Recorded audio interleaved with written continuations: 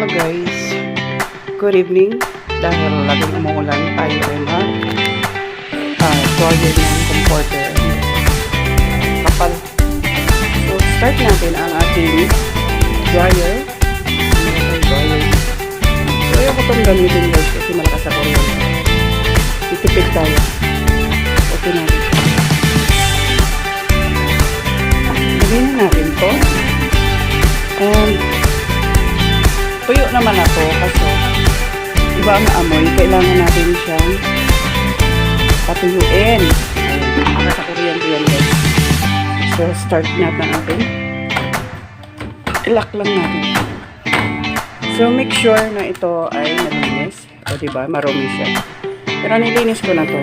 Wala nang dumi. Start natin. Ang kanyang lid ay malinis na.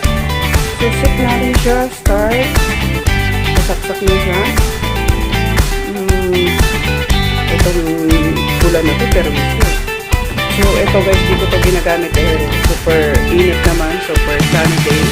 Pero itong dumating na rainy season, mahirap talaga magpatuloy ng mga comforter. So, start natin siya. Hindi natin siya normal. Alright. Saglit lang yan guys, mga ilang minutes lang yan. So, dito nakasit siya ng 2 hours and 30 minutes. Tagal. Mabilis lang yan. Siguro mga 15 minutes ko lang siya itatry. Guys, thank you for watching. Check natin mamaya kung mabilis na natin. So, ginagamit lang namin ito pagka naglalaba ako, then laging umuulan. So, pagka mainit naman, hindi na. Check natin, 15 minutes. Okay na yan guys. Medyo kinat ko lang para mabilis. Ay, sitam yung ating video. Na natin siya. Okay, check natin. Ang init. Very init guys. So tuyo na ang ating comforter. Ang kapal nito, di ko mabuhat. Ang init guys.